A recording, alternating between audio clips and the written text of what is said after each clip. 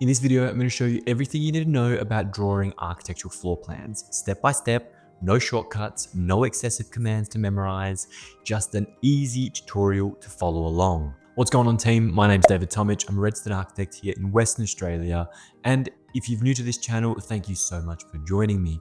Today, we're talking about Rayon.design. It's completely free to try. And if you've never used it before, well, this is probably a great starting place. But enough of me, let's turn around to this screen and get started with today's tutorial. To get started, obviously we need to come to Rayon Design and sign in or sign up. So top right hand corner, sign in, sign up, try it free. Once we've signed in, you're gonna land at your homepage. It looks a little something like this. Today, we're working on how to draw floor plans. So I'll double click on that and it's linked down in the description if you want to follow along. Let's start with the basics. What makes a good floor plan? How do we get from this to this? And why is this of any value? Well, first of all, it's clear, easy to read, and most importantly, proportional, meaning it's completely to scale. That allows anybody to read it without having to explain too much through text and annotation. The goal isn't to annotate everything, it is to clearly explain things visually as best we can. So let's get started. Our first base point is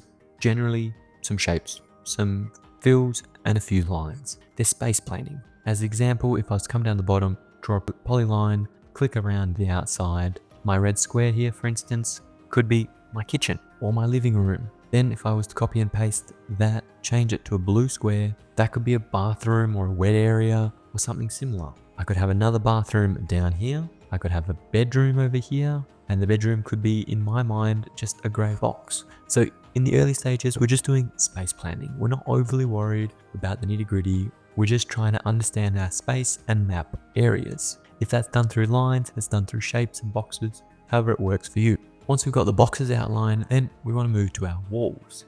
And our walls are super simple to draw. Just come down to the bottom, hit the walls little icon, click once, click twice, click as many times as you want to draw whatever shape you want, or simply type in a distance. So 20, enter, gives you a 20-meter wall. Find the angle you want, click again, finish it off. That's exactly how we drew all these walls here.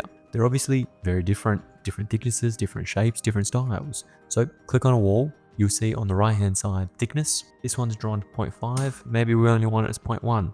Type in 0.1, it automatically adjusts that wall thickness. Maybe you want this wall to have a hatch. Well, we come into fill, stroke, hatches. We can just change this to, for instance, oblique, reduce the opacity a little bit so it's nice and light gray, and then reduce scale as well to 0.2 so we have lots of hatches. And that's how we got to a wall like this. Again, super simple and quick and easy to do. Having thicker and thinner walls defines our external walls, our internal walls.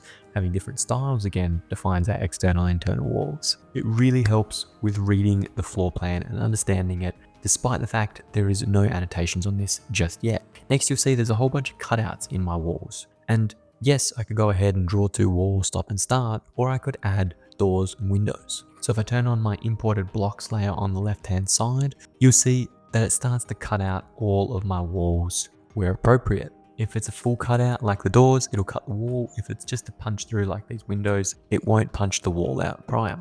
But how do we add these doors, windows, and blocks and everything in between? Well, just like the walls, we have a blocks button in the top left-hand corner. You select blocks, you go to libraries, and you can either search through all of these blocks, or you can just simply type in door, for example. And it'll give us doors and openings and everything in between. There's so many to choose from, which makes it awesome because we don't have to draw them time and time again. Let's say we like this block. We open the block, we have top, side, and front views. All we need to do is drag, drop, and now it's in our project in our wall. We can move it around in the wall and it will automatically adjust the wall, or we just go ahead and delete that and don't, because we don't want it. If we wanted a different door here, for instance, instead of the one we've already placed, well, in the right hand side panel, we have our definitions. So we click on the door itself, we go back and we just type in door, look for another alternative. Maybe we want this double door, we hit open, click on it once, and now that's a double door instead of a single. I'll undo that quickly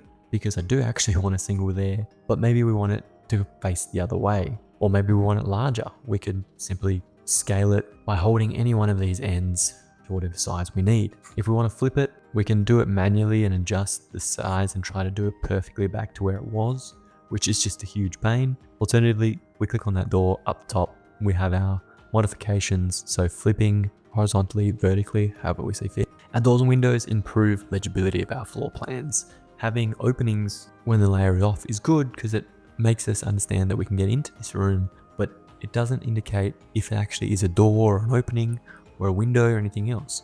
So these doors and windows now clearly indicate to us that we have a door, we have a window, we have a window, we have a door. It's making this plan more and more legible as we add more layers. We also have to be very smart about the placement of our doors. So for example, this is going to be most likely a bathroom. If I place this door in the middle, all of this space immediately at the doorway is non-usable. So having a door in the middle is unpractical and a poor design choice. So the placement of our doors is significantly critical. Now that we've got a whole bunch of areas outlined with our walls and our doors, we need to actually show the areas and the room names and some calculations. In Rayon, that is so easy. And if I turn on my zones, you'll see it basically showcases everything visually and graphically. So if I click on this is my bedroom zone. You can see it's showcasing a wood plank floorboard style with the bedroom name and the zone all in one simple item. Similarly, the bathroom is doing the exact same. But how do we get there? Let's just delete that bathroom zone, come down to the bottom, hit zone. If we hover over the zone, you'll see it highlights the area. We click once, that's it, done. Nothing more to do. It automatically creates our hatch, gives us a zone name and the area. Now, obviously we need to rename it. So if we click on that zone, we can type in bathroom. We can make sure it's on the zone layer. And then we have to change our fills and our hatch to what's appropriate. Or we can simply steal it from the one we've done previously by picking a style, clicking on it, and it will automatically change it to the orange grid line. Same as the text. We can click on the text, pick a style, steal that from the bedroom, and it will go orange and a bit larger. These zones not only give us information about the floor coverings being maybe timber or vinyl, some tiles, some sort of stone paving, but it also gives us square meter rates, which one indicates to me that this is a 15 square meter bedroom, generally considered generous but not too large, and also allows me to calculate how much this area would cost to build. So if a builder was looking at it, let's say they go 15.73 square meters, let's say it costs them $1,500 a square meter to build a bedroom, they know that bedroom is going to cost $23,500 to build. They can repeat that step for everything else. So the area is absolutely critical. Doesn't matter if it's for university projects, professional presentations, areas just makes life so much easier. You don't have to calculate all the dimensions. Next, we want to add some life to our drawings, which means furniture and people. Instantly, you see this drawing transform. So if I turn off my furniture, the people look a bit odd and out of place, but we'll turn them both off. So from generic, boring to full presentation and information, it automatically tells us a lot more about the space. So coming back into our bedroom, we now know there's robes down the bottom, a desk, a little chair, and a bed for somebody to lay on. We know exactly how that room is going to function. We know exactly how the bathroom is going to function. That information without the furniture blocks just doesn't exist, and we're guessing what's going to be in that space. To add blocks, same as how we added doors and windows. You simply go up the top to blocks and type in something like bath, for example. There'll be bathroom accessories, bathroom tubs, corner showers, and everything in between. So just drag, drop, and it'll import that object that you can place wherever you see fit. Just like doors, blocks are obviously adjustable. If you want them bigger, smaller, whatever proportion you need, you can quickly and easily adjust any block. The best thing is there's literally thousands of blocks built into Rayon, so you don't have to create them, you don't have to search for them. You can even use the AI panel down the very bottom to create your own blocks, something I've gone into in a different tutorial. We won't go into it in this one. After that, we want to style our floor plan. Obviously, this floor plan is styled with purpose. Architecturally speaking, there is different hatches and fills and line weights for different things. So as an example, this wall on the left hand side here would indicate to me in Australia that it is a rendered brick wall with a large cavity insulation filled and then another brick wall that's rendered or plastered on the inside.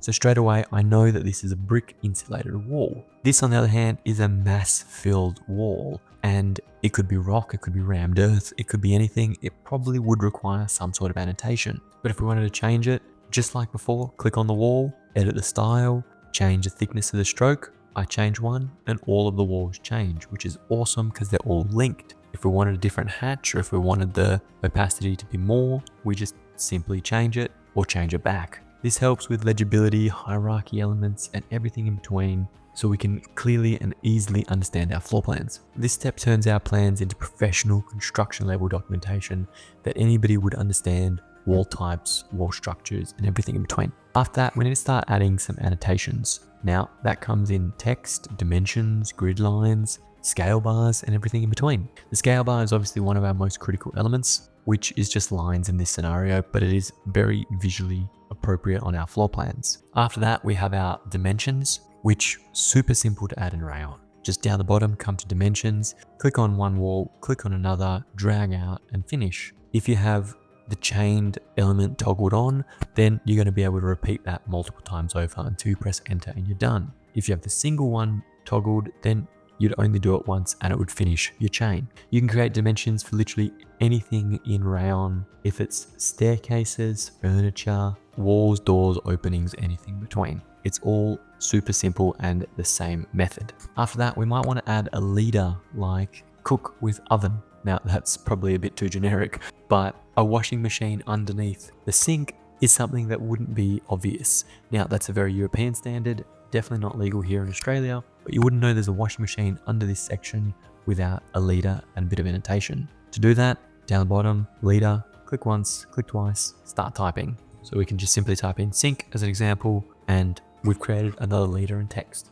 Just like everything else in Rayon, if we wanted to change the styles, we come into annotations, we repeat what we're looking for, or we pick a style and we clone it. The critical element here, especially early on in design, is not to over label. We only really want to label things that are super important. So you'll see there isn't too many annotations. There's a lot of dimensions and there's some door and window tags. So we understand what each door and window is, but we're not drawing lines of every single thing going grass, tree, wall, as an example. It's self-explanatory because there is an industry standard that we're all trying to follow along. Next, we want to take this and actually export it out, turn it into a PDF or a presentation set. But there's a step we need to take before that. We need to add a title block, and we do that in our paper canvas. So if I jump to paper canvas on the top left-hand corner, you'll see that everything is dragged and dropped in, and I've only got 2 layers because it's super simple to do. So let's just delete that entirely and show you how to bring it in.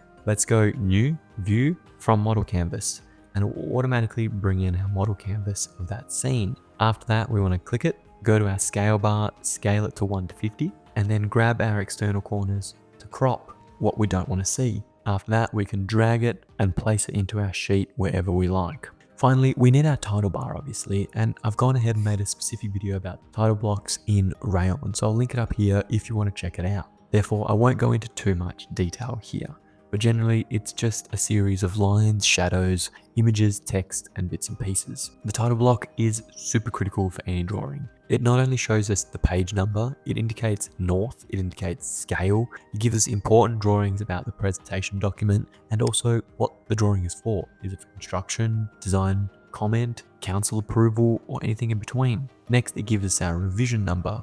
So if we've got 100 revisions and builder's still working on revision 5, not 102, well, we know they're going to have problems on site. So our title block is absolutely critical with any PDF or presentation set. Speaking of, we need to export this to get it into the hands of the client. 2 ways in Rayon, super simple. First one, top right hand corner, export PDF, export page 1, choose our image quality and then just hit export. It'll export a PDF of exactly what that page looks like. Now, for me personally, I like to review this as a PDF set rather than on the drawing package itself, because often things on a drawing package don't always export perfectly to PDF, and we want to just double check and cross check. So for example, I forgot to turn on one of the layers in this export, so I got to export it again. Now I have all my people and a few extra bits and pieces of furniture, which I wouldn't have realized until I looked at that PDF set. So for me personally, it's always critical to check the PDF set in great detail,